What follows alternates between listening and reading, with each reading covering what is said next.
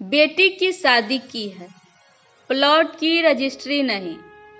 ललिता जी फटाफट अपने कमरे में आई और मनोहर जी को जगाया। मनोहर जी हड़बड़ाकर उठते ही घड़ी की तरफ देखा तो अभी तो सुबह के 7 बज रहे थे। जैसे तैसे अपनी आंखों को मलते हुए मनोहर जी ललिता जी से बोले, अरे आज तुमको क्या हो गया है? तुमसे कह कर सोया था ना कि मुझे जल्दी मत उठाना। रात को जरूरी काम कर रहा था, फिर भी तुमने मुझे जल्दी उठा दिया। तुम्हें पता है ना, जब मेरी नींद पूरी नहीं होती है तो दिन भर मैं परेशान होता हूँ। अब पूरे दिन भर मुझे परेशान होना पड़ेगा। उनकी बात सुनकर ललिता जी घबराती हुई बोली, अरे आपको आपकी नींद की पड़ी है, जल्दी उठो, रचना के ससुराल से फोन आया है। रचना का नाम सुनते ही मनोहर जी की आंखों से जैसे नींद एकदम से ही भागी हो। क्यों, क्या हो गया? इतनी सुबह सुबह फोन कैसे आया? सब ठीक तो है ना? अजी कुछ भी ठीक नहीं है। दामाद जी ने हमें वहां बुलाया है। पता नहीं क्या बात हो गई। पूछा भी, लेकिन कोई जवाब ही नहीं दिया। एक बार आप फोन करके पूछो तो। ललिता जी ने मनोहर जी का फोन उनके हाथ में देते हुए कहा। मनोहर जी ने भी फटाफट फोन लिया और अपने दामाद मयंक को फोन लगा दिया, लेकिन मयंक ने फोन उठाया ही नहीं। 2-3 बार मनोहर जी ने फोन किया पर मयंक का रिस्पॉन्स ना देखकर उन्हें चिंता होने लगी। आखिर पलंग से खड़े होते हुए बोले, पता नहीं क्या बात हो गई, दामाद जी तो फोन ही नहीं उठा रहे हैं। तुम जल्दी से तैयार हो जाओ, हम थोड़ी देर में ही निकलते हैं। मनोहर जी का आदेश पाते ही ललिता जी फटाफट बिना नहाए ही तैयार हुई और दोनों पति पत्नी बिना चाय पिए ही घर से रवाना हो गए। अभी 2 महीने पहले ही तो रचना की शादी मयंक के साथ ही की है। अपनी तरफ से सब कुछ देखभाल कर ही तो रिश्ता किया था। मयंक आज के जमाने का पढ़ा लिखा समझदार लड़का है, वहीं रचना भी पढ़ी लिखी संस्कारी लड़की है। परिवार के साथ मिलजुल कर रहने का विश्वास करती है। घर में सास वंदना जी है, जेठ जेठानी भी है उसके, लेकिन वो तो बाहर रहते हैं। हाँ, ये अलग बात है कि पग फेरे के बाद से अभी तक वो मायके नहीं आई।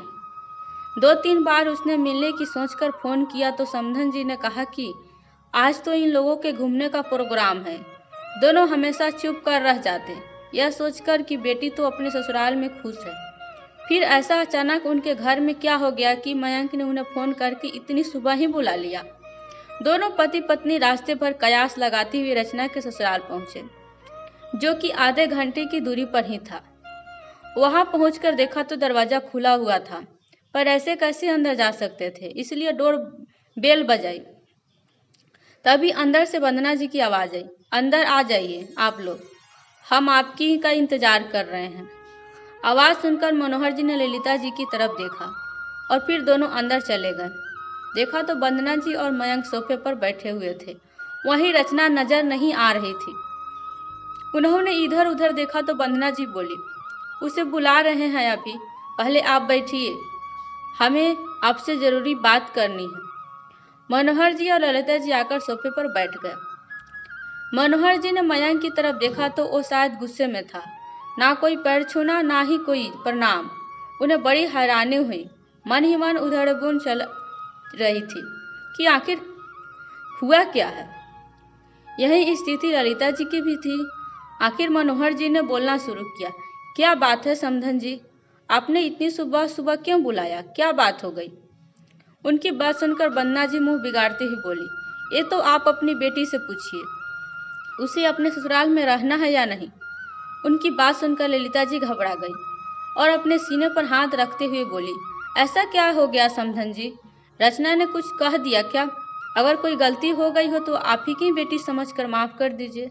माफ करना समधन जी, अगर मेरी बेटी ऐसी गलती करे ना तो मैं उसकी टांगे तोड़ दूं। ये तो आपकी अपनी बेटी को सिर पर चढ़ा रखा है, अपनी गलती मानने की जगह उसने आपको फोन लगा दिया। वंदना जी कुछ सुनने को तैयार ही नहीं हुई, बिना पूरी बात बताए ही बस अपने मन ही भड़ास निकालते जा रही थी। वहीं मनोहर जी और ललिता जी सोच रहे थे कि आखिर रचना ने उन्हें फोन कब किया। ललिता जी ने मयंक की तरफ देखा, लेकिन वो तो अभी भी कुछ नहीं बोल रहा था। इतने में मनोहर जी वंदना जी से बोले, पर समधन जी आप बताइए भी कि हुआ क्या है, आखिर रचना ने ऐसा कर क्या दिया? और आप रचना को बुलाइए, उसके सामने ही बात होगी। क्या सिखाया है आपने उसे? बस मेरे पल्ले से बांध दिया उसको, मेरी पूरी जिंदगी बर्बाद कर दी।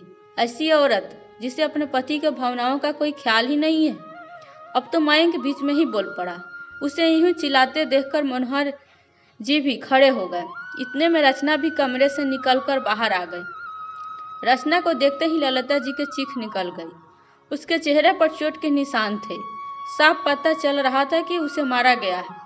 रचना, क्या हुआ तुझे? ये चोट के निशान कैसे? क्या किया तेरे साथ इन लोगों ने? ललिता जी ने लगभग रोती हुई रचना की तरफ दौड़ी और उसे अपनी बाहों में भर कर बोली। रचना को इस तरह देखकर एक बार तो मनोहर जी का कलेजा भी मुंह को आ गया, पर फिर हिम्मत करते हुए मयंक से बोले, क्या किया आप लोगों ने मेरी बेटी के साथ? अरे पति के होते गैर मर्दों से बात करेगी तो ऐसा ही होगा। ऐसी औरतों को इसी तरह कंट्रोल में किया जाता है। मयंक के जवाब देने से पहले वंदना जी बीच में बोल पड़ी। उनकी बात सुनते ही मनोहर जी और ललिता जी ने सकने में आ गए।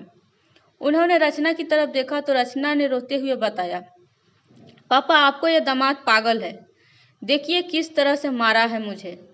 मैं किसी से, चाहे वो औरत हो या मर्द हो, थोड़ा सा भी हंस बोल क्या लूँ, मुझे मारने पर आमदा हो जाता है। घर की छत या बालकोनी में भी अकेली खड़ी हो गई तो 10 बातें सुनाता है।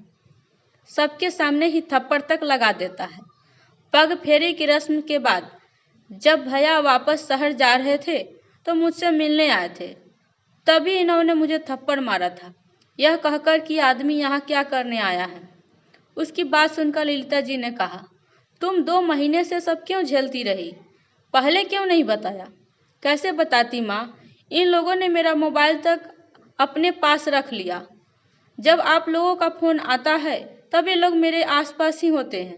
मुझे बिल्कुल अकेला नहीं छोड़ते कि कहीं मैं आपको बता न दूं।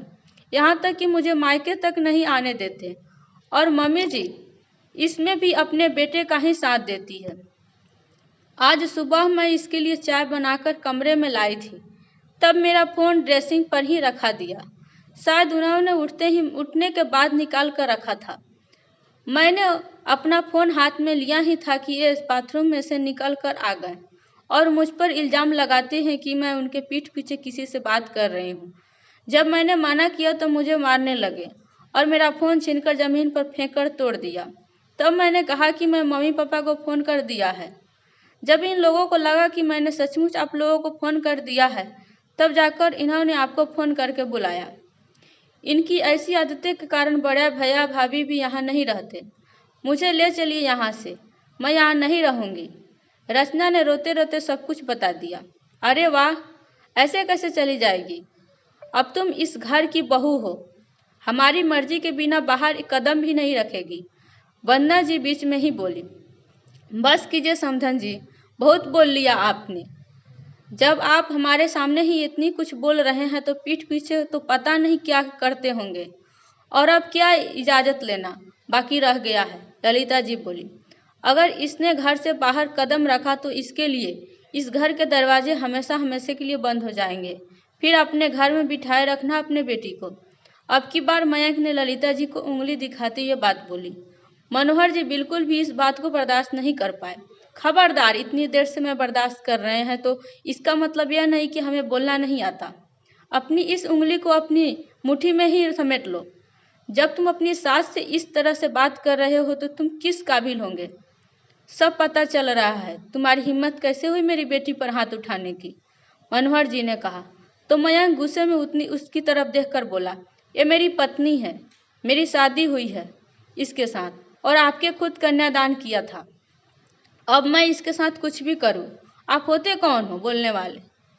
जैसे एक प्लॉट की रजिस्ट्री हो जाने पर उसका मालकिना हक बदल जाता है, वैसे ही एक लड़की की शादी होते ही उसके हकदार बदल जाते हैं। अब आपकी बेटी पर सिर्फ मेरा अधिकार है। आपका काम शादी से पहले तक था। अब आपको हमारे बीच में बोलने की कोई ज़रूरत नहीं है। मयंक ने बड़ी बेशर्मी के साथ कहा। सुनकर मनोहर जी को भी गुस्सा आ गया और वो चिल्लाते हुए बोले, शादी की है, हमने हमारी बेटी की बेची नहीं है। शादी के बाद भी वो बेटी है मेरी, कोई प्लॉट की है, प्लॉट नहीं है जिससे शादी करते ही उन्हें मालकिना हक मिल गया। एक औरत में और एक प्लॉट में फर्क होता है। कितनी गंदी सोच है तुम्हारी। अफसोस होता है मुझे कि मैंने तुम्हें अपनी बेटी के लायक समझा, पर मैं यह भूल गया था कि 2-3 मुलाकात में अंदर की गंदगी नहीं दिखती, सिर्फ वही दिखता है जो सामने पेश किया जाता है। और तुमसे अपनी बेटी की शादी करवा दी। अब मेरी बेटी इस घर में एक पल नहीं रहेगी। मनोहर जी ने लगभग चिल्लाते हुए बोले। गुस्से में ही वो अपनी बेटी को लेकर वहां से रवाना हो गए। सबसे पहले वह रचना को लेकर पुलिस स्टेशन पहुंचे और मयंक और वंदना जी को खिलाफ एक FIR करवाई। रचना की स्थिति देखकर पुलिस भी तुरंत एक्शन में आई और मयंक और वंदना जी को गिरफ्तार कर ले गई। कुछ दिनों के बाद तलाक के लिए अर्जी दे दी गई, जिससे जल्द ही रचना को तलाक भी मिल गया। दोस्तों, कहानी कैसी लगी? यदि अच्छी लगी हो तो लाइक और कमेंट करना बिल्कुल भी मत भूलिएगा। यदि आप मेरे चैनल पर नए हैं तो सब्सक्राइब जरूर कीजिएगा। आपको कहानी सुनने के लिए बहुत बहुत धन्यवाद।